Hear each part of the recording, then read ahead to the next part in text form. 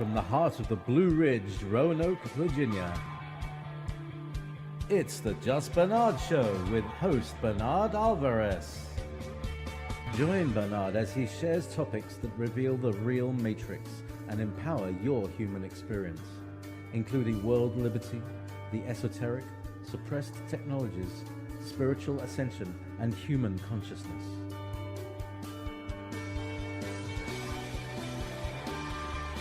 Humanity has awakened, and our time has come to realize our full potential.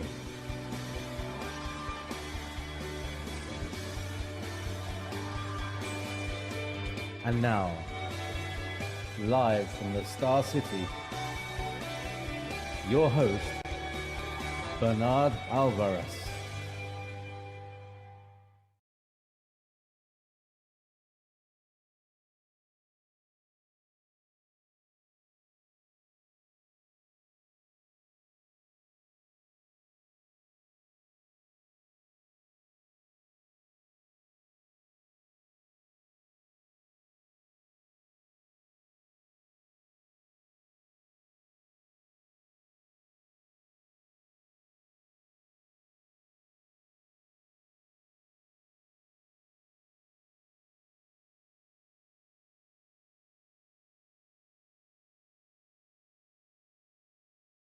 So welcome to the show, everybody. Yes, my mic was off. I realize that now.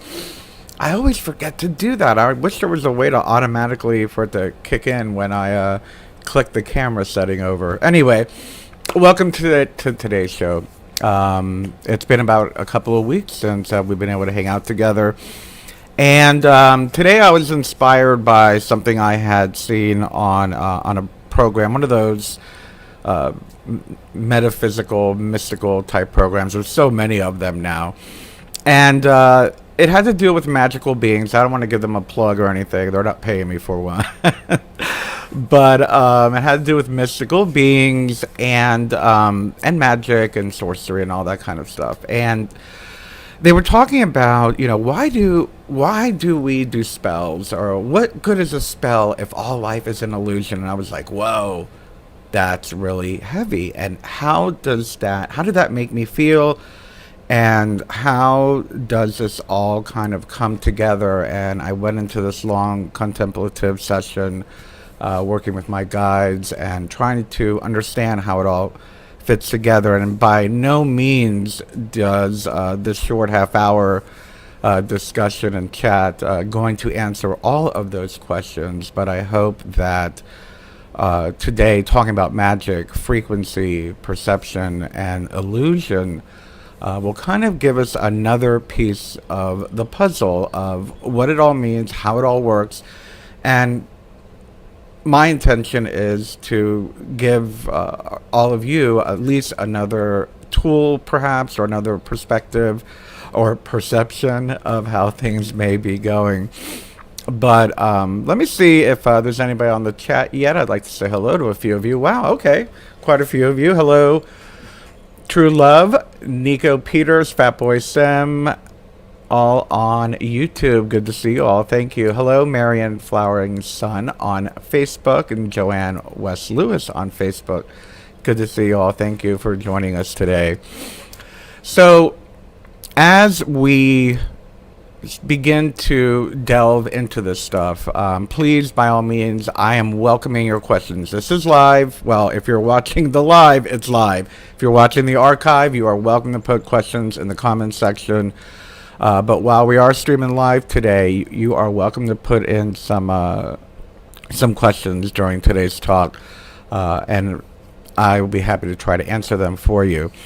So, as I was saying, I was like, well, let me just go back 2 weeks. So the last time we got together, it was Beltane, and what an amazing, online ceremony we had, and I felt great, and I ended up having my own small Beltane here at my home with some close friends of mine, and it just seems that my whole perspective, perception, frequency, everything has changed for me.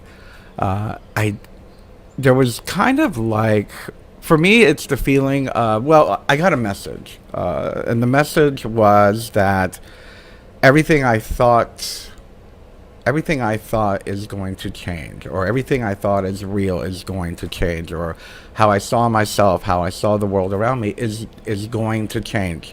It's like in my life, a new chapter is beginning, and I don't know what that means yet. I'm looking forward to watching it unfold. And with that, I guess it's fair to say that my guides have been very active lately. Very active lately.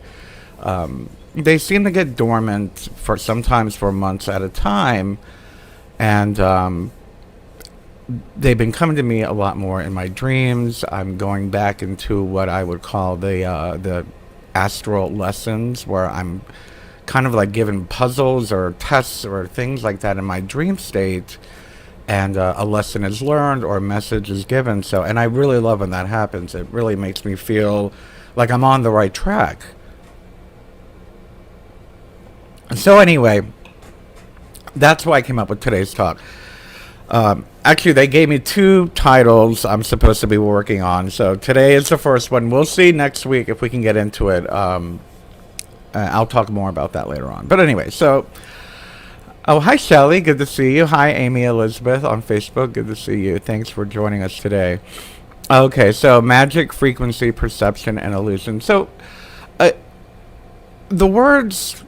we throw them around a lot, especially in the, metaphysical, new agey, spiritual empowerment, magical, Wiccan type, realms, especially on social media and whatnot. We hear so much about them, and people are always posting memes about them.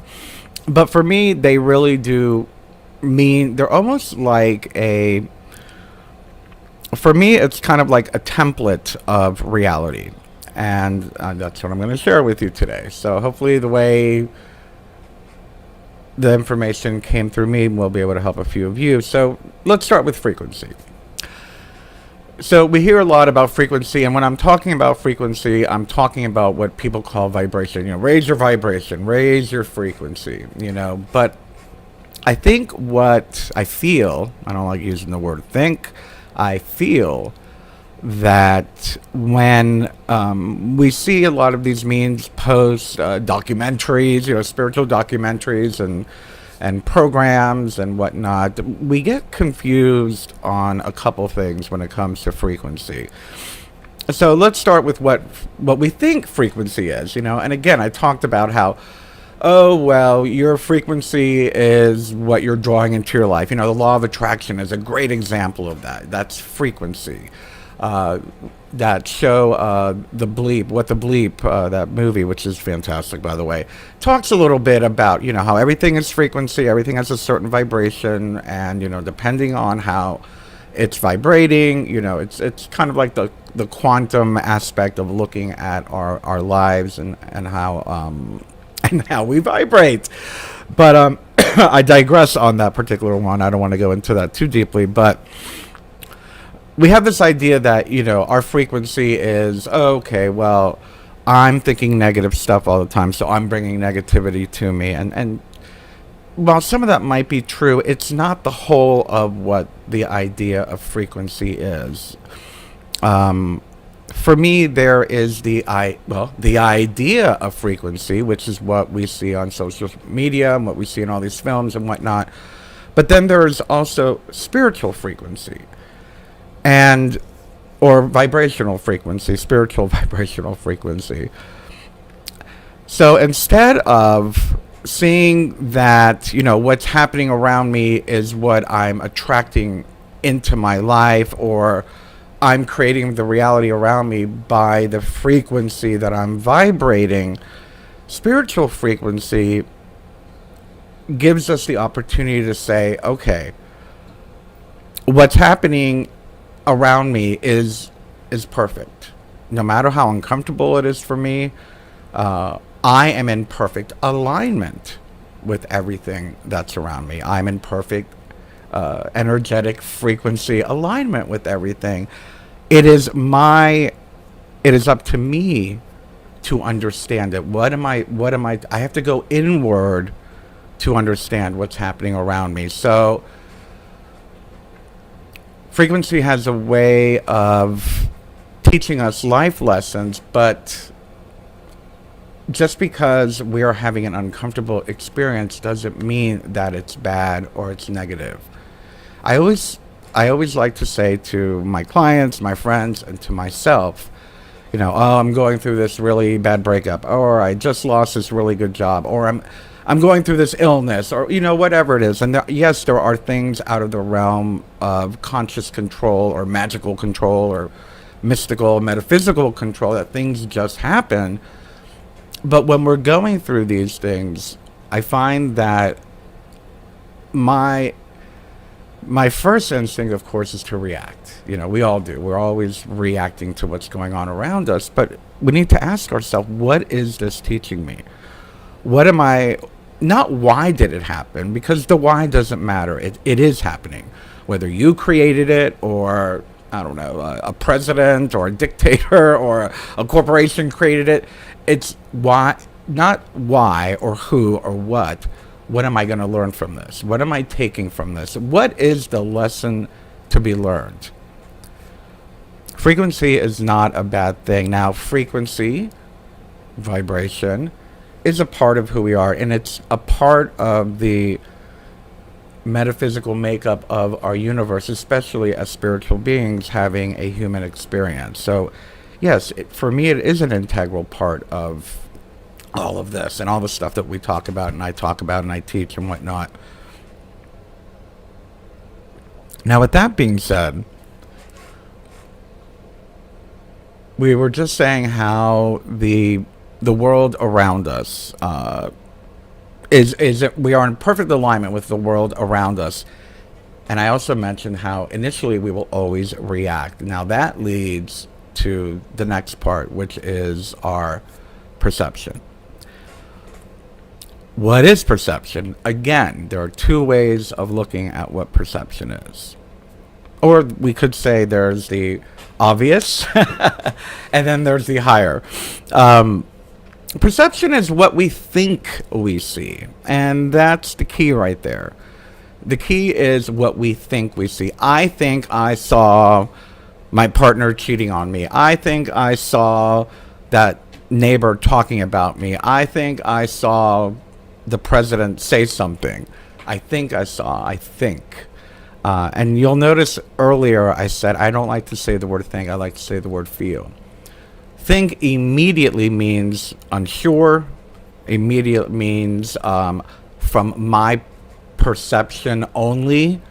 It's not necessarily a truth. Yes, thinking is an act, and we all use our intellect to think.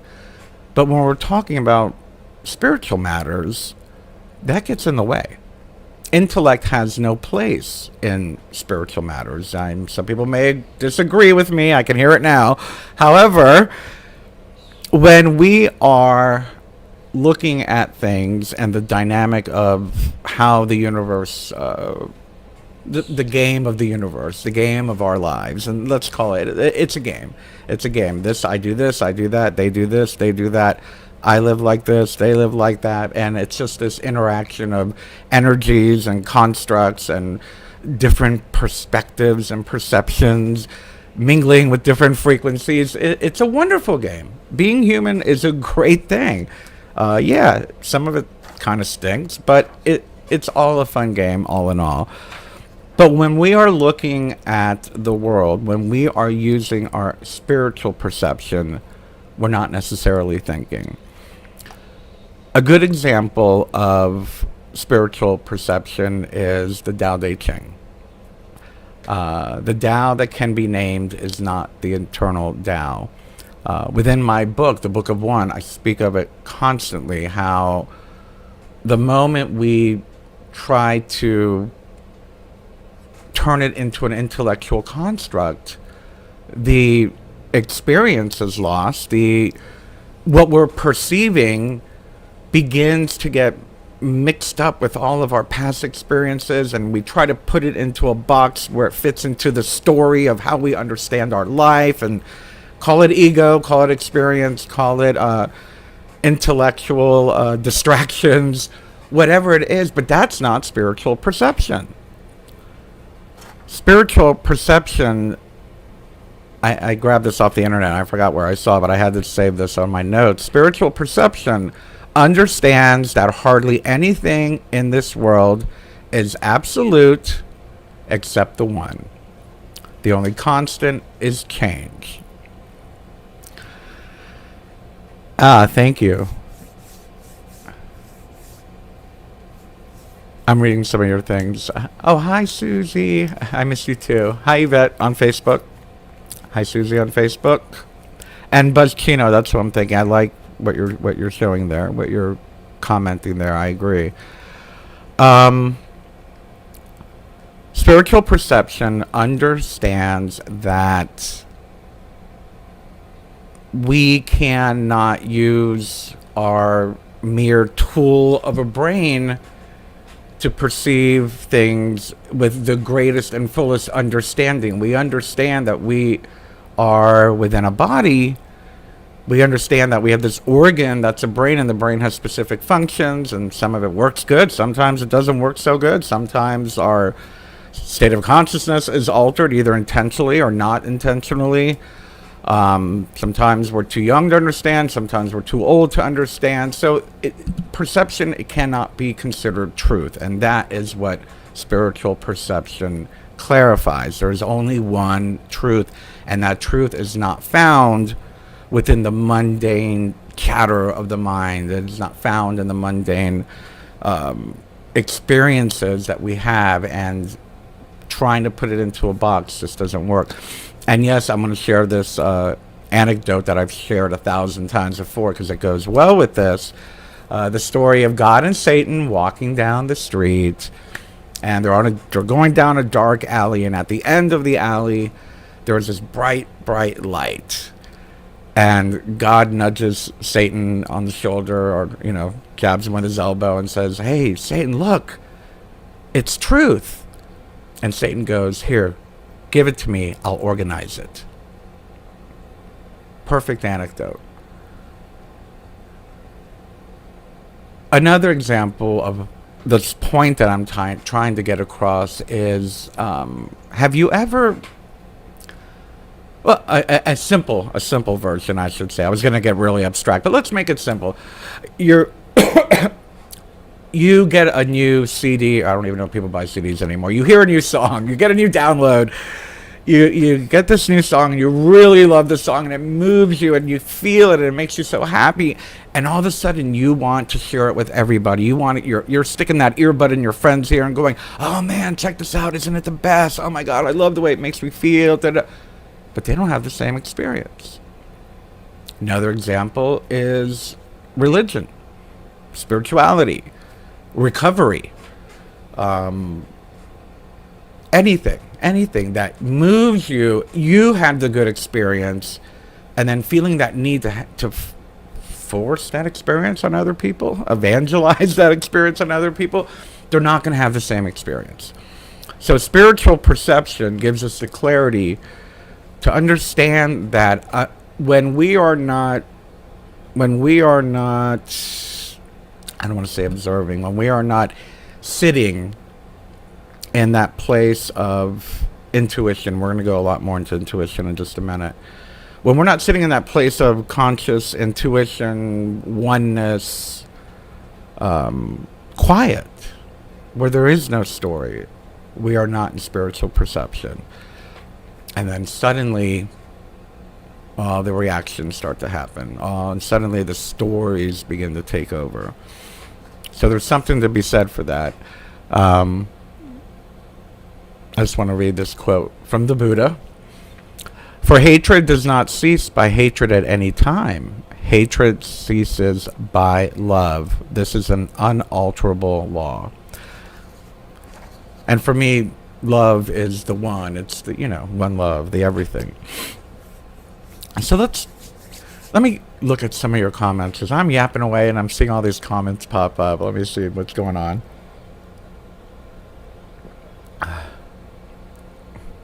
Oh, hi, Elizabeth. I'm glad you were able to sign in. Good to see you. Hello. Hi, Yvette on Facebook. Hi, Michelle on Facebook. Good to see you.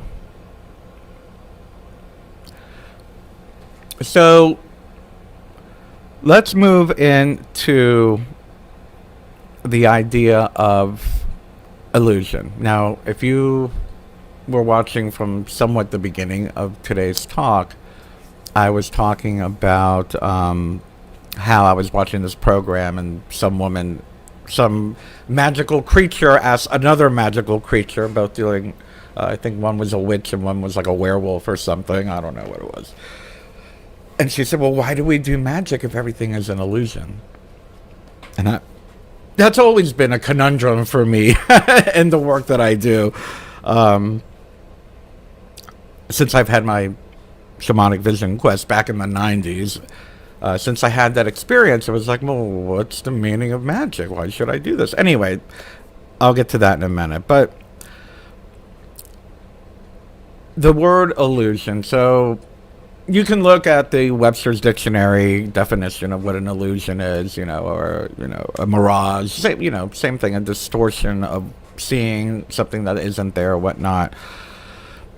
But the Buddha talks about illusion. In Buddhism and a lot of Eastern philosophy, there's this concept of Maya, the illusion that all that we are living in, when we are not in that Buddha mind and that Buddha mindset, when we are not in the state of nirvana and enlightenment, or as we say in the magical realms and the occult, having conversation with our holy guardian angel, if we're not constantly in that state, we are living in an illusion. We are living in the illusion. And to an extent, I do feel that way as a whole. However, remember, it's a game. So there's nothing wrong with living in the illusion. I don't see an issue with living in the illusion. But the illusion, I love this definition. The illusion is a degree of distortion of our thoughts. It's to the degree of distortion of our thoughts. Because we are imperfect people. Boy, I must have been reading a Buddhist website. This is due to our imperfect instrument, the mind, attempting to access and interpret intuitive impressions from the Buddhist plane, the source of our own intuition. So basically, when we are not seeing the frequency for what it is, when we are not perceiving from that spiritual perception place, if that's a word, we are living in an illusion. We're living in the illusion. And again, I agree. I have to agree that yes, while that is true, I don't see anything wrong with the illusion. I believe you chose to incarnate on this plane of consciousness. I believe I chose to incarnate on this plane of consciousness. I believe that all my past karma, good and bad, and that's a whole nother show. Maybe I'll do that in a couple of weeks, talking about karma. Both good and bad karma, all the ripples I put out in the universe brought me to this place and brought me to these experiences and brought me to the parents that I have and to the friends I now have and to the body that I have and to the surroundings and life that I have. But it's still all the illusion, because when we are not in that state of nirvana, wholeness, one with the one with the everything, in a state of constant alignment with source consciousness, we are in the illusion. And I find that a lot of people get very depressed, I guess. I remember teaching a class back in 2001. Well, we did a meditation on this, and we meditated on the illusion and on enlightenment and whatnot. And it's like, one of the students, who happened to be one of my best students several years later, she was one of the highest degree initiates I've ever had. And but this was like one of her first classes, and she said to me, she goes, so there's really no purpose for anything, is there? I was like, or there's no purpose for anything, is there? So it's just a matter of how you look at it. And it's a matter of your perception. Do you want to play the game, or do you want to get beaten by the game? Do you want to empower your human experience, or do you want to escape from your human experience? And now that leads me into Magick. So where does this all go with Magick? Where does this all go with Magick? Like I said, back when I went and I did my shamanic vision quest, yes, I'm plugging my book again. The Book of One is all about my shamanic vision quest and the information that came through from my guides. And for several months after, and maybe even several years, I had a very difficult time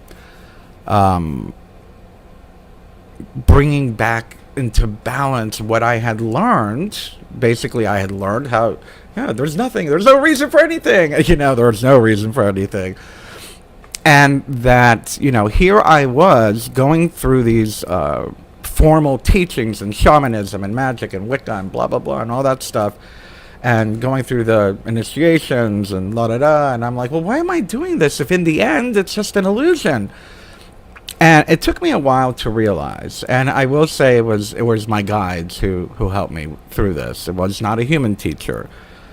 And it was my guides who made me realize that in the illusion is not a bad thing. People think that the word illusion, when we look at life in general, this 3.5D consciousness, that we think that it's a bad thing.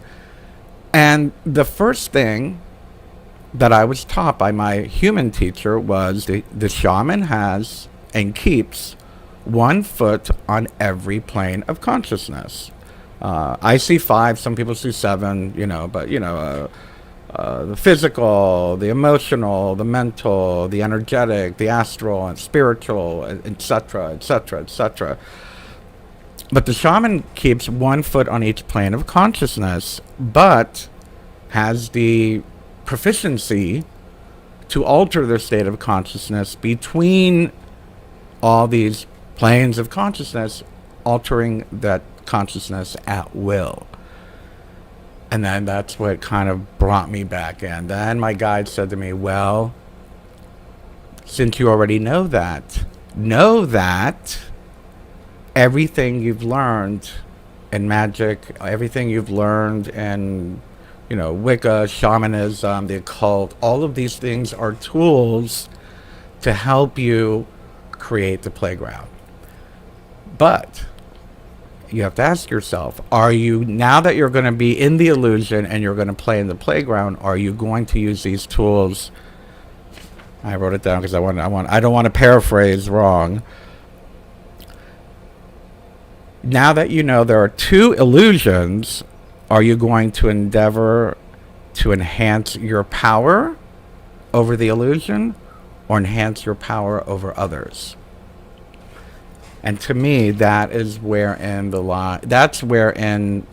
lies the secret of all of it.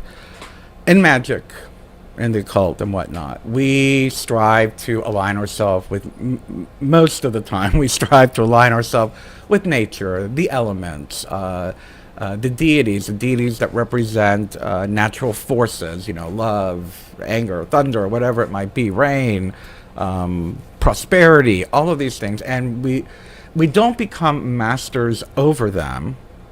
We become empowered by them. We become, that energy moves through us.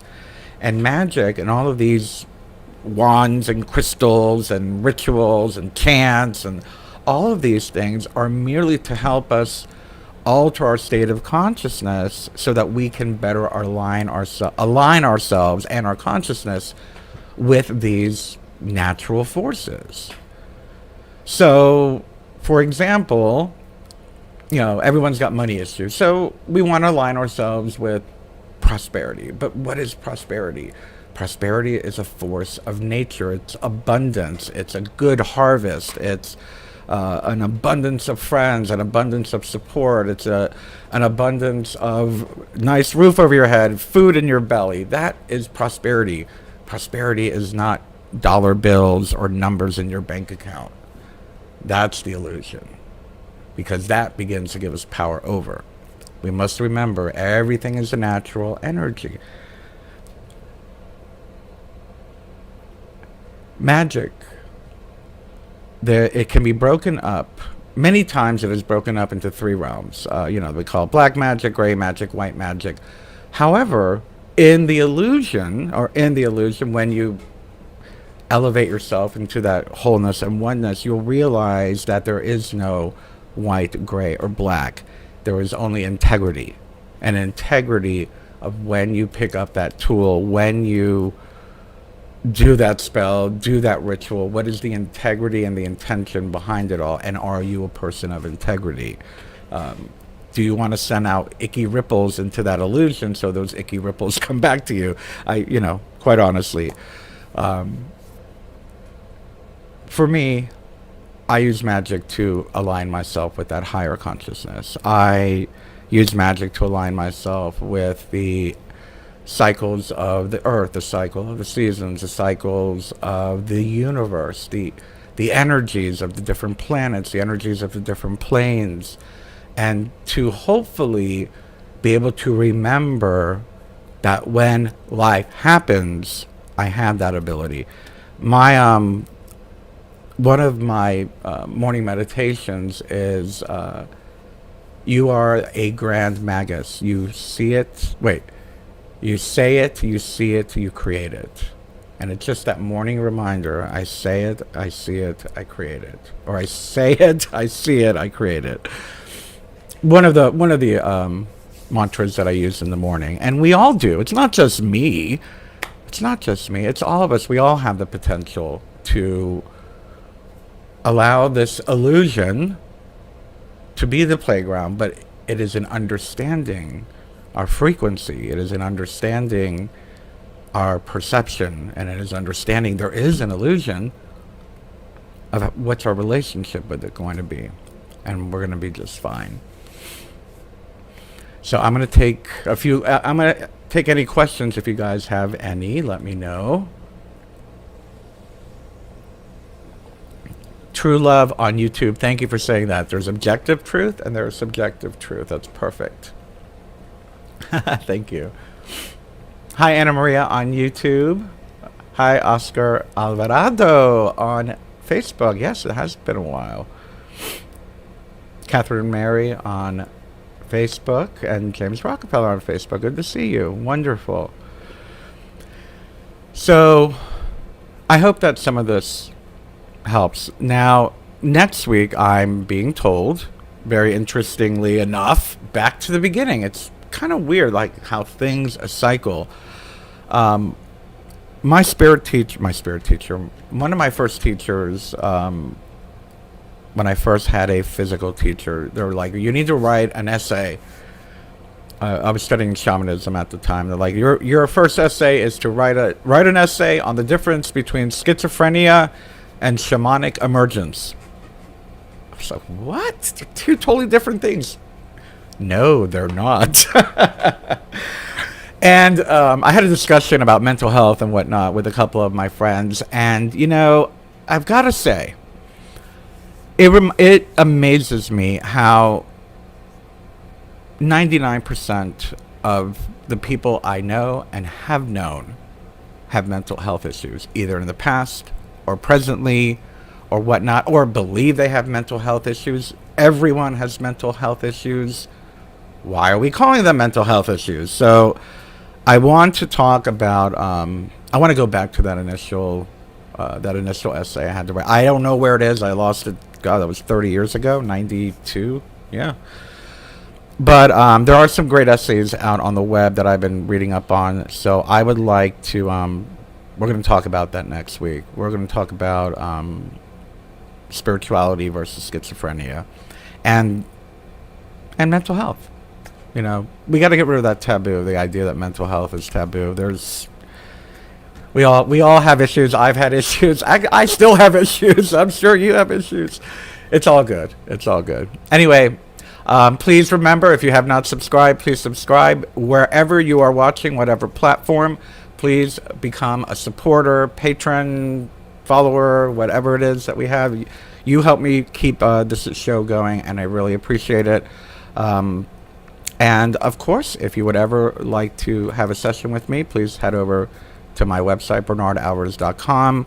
I do personal one-on-one sessions if you need some guidance or an ear to listen or some advice or tarot reading. Anyway, also, well, I'm on the plug roll here. I've taken over some more classes over at the Gray School of Wizardry, so please head on over there. Become a student. You can take hundreds of classes when you pay, I think it's like a monthly fee of like $20 or something. But anyway, go check out the Gray School at grayschool.com, and GREY school. And I'll see you there. Everyone, have a wonderful week. We have a lot to talk about next week. I hope I left you with something to think about. I love you. Take care.